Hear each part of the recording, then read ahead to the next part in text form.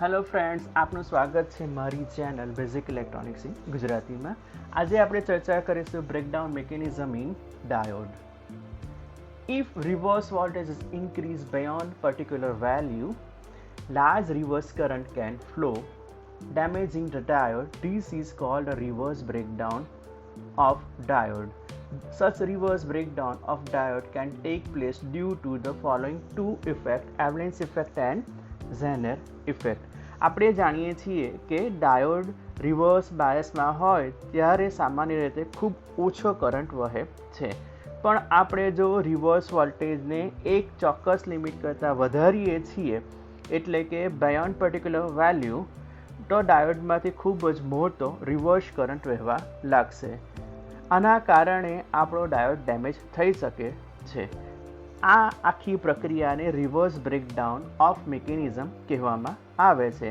એના મુખ્યત્વે બે ઇફેક્ટ્સ છે: avalanche effect and Zener effect. તો સૌથી પહેલાં આપણે વાત કરીએ એવલેન્ચ ઇફેક્ટની. If reverse voltage is increase at particular value, velocity of minority carriers increase due to the kinetic energy associated with the majority carriers. More minority carriers are generated when there is collision of minority carrier with atom. જ્યારે આપણે reverse voltage વધારીએ છીએ ત્યારે ડાયોડમાં રહેલા minority કેરિયર્સની velocity એટલે કે તેમની speed ખૂબ વધી જાય છે. આ સ્પીડના કારણે તેમની કાઇનેટિક એનર્જી પણ વધે છે. જેમ તમે આ ડાયાગ્રામમાં જોઈ શકો છો, હાઈ એનર્જીવાળા માઇનોરિટી કેરિયર્સ જ્યારે સેમિકન્ડક્ટરના બીજા સ્થિર એટમ્સ સાથે અથડાય છે ત્યારે કોલિઝનના કારણે બીજા નવા માઇનોરિટી કેરિયર્સ જનરેટ થાય છે. The collision makes the electron to break the covalent bonds. These electrons are available as a minority carriers and gets accelerated due to high reverse voltage. They again collide with another atom to generate more minority carriers. This is called carrier multiplication. આ collision એટલું powerful હોય છે કે તે એટમના covalent બોન્ડને તોડી નાખે છે. Bond તૂટવાને કારણે જે ઇલેક્ટ્રોન મુક્ત થાય છે તે પણ હવે માઇનોરિટી કેરિયર તરીકે અવેલેબલ બને છે. હવે આ રિવર્સ વોલ્ટેજને કારણે નવા ઇલેક્ટ્રોન્સ પણ એક્સેલરેટેડ થાય છે, એટલે કે ફૂલ સ્પીડ પકડે છે અને આગળ જઈને બીજા એટમ સાથે તે અથડાશે. આ રીતે વધુને વધુ માઇનોરિટી કેરિયર્સ પેદા થતા જશે. આ ચેઇન રિએક્શનને આપણે કેરિયર મલ્ટિપ્લિકેશન કહીએ છીએ. ફાઇનલી આ મોટી સંખ્યામાં જનરેટ થયેલા માઇનોરિટી કેરિયર્સ જંક્શન ક્રોસ કરે છે અને પીએન જંક્શન બ્રેક થઈ જાય છે, જેનાથી હાઈ રિવર્સ કરંટ વહે છે. આ આખી ઇફેક્ટને આપણે એવલેન્ચ ઇફેક્ટ કહીએ છીએ. અને જે વોલ્ટેજ પર આ બ્રેકડાઉન થાય છે તેને રિવર્સ બ્રેકડાઉન કહેવામાં આવે છે. Finally large number of minority carriers moves across the junction, breaking the PN junction. This large number of minority carriers give rise to very high reverse current. This effect is called the avalanche effect, and the mechanism of destroying the junction is called the reverse breakdown of PN junction. The voltage at the breakdown of PN junction occurs is called reverse breakdown voltage. હવે આપણે બીજા mechanism પર જે છે zener effect. When PN junction is heavily doped, the depletion region is very narrow.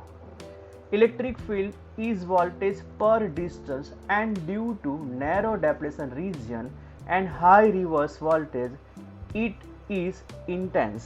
એટલે કે zener effect સમજવા માટે એ યાદ રાખવું જરૂરી છે કે પીએન જંક્શન હેવીલી ડોપ હોય છે.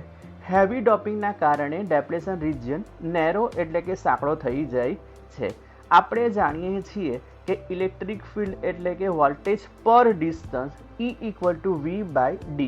હવે અહીંથી ડેપ્લેશન રિજિયન નેરો હોવાથી અને હાઈ રિવર્સ વોલ્ટેજને કારણે જે ઇલેક્ટ્રોન ફિલ્ડ પ્રોડ્યુસ થાય છે તે અત્યંત ઇન્ટેન્સ એટલે કે ખૂબ પાવરફુલ હોય છે. Such an intense field is enough to pull the electron out of the valence band of the stable atom.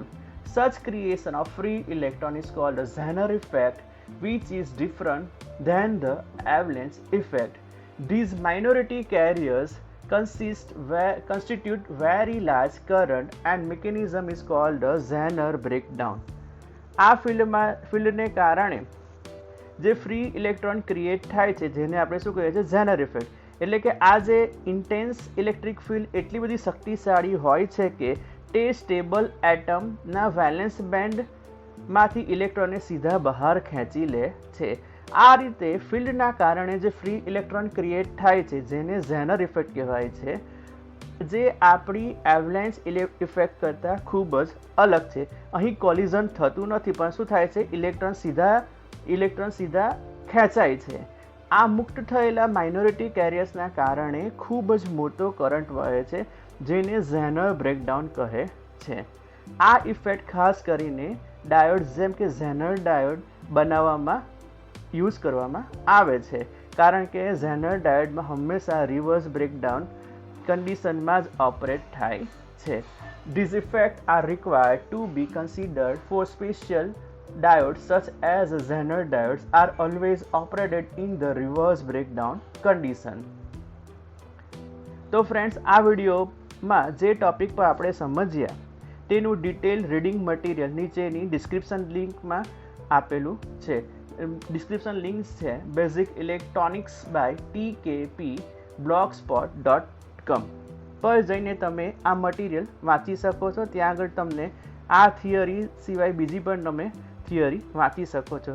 જો વિડીયો ગમ્યો હોય તો લાઈક કરજો અને શેર જરૂર કરજો. Thank you very much.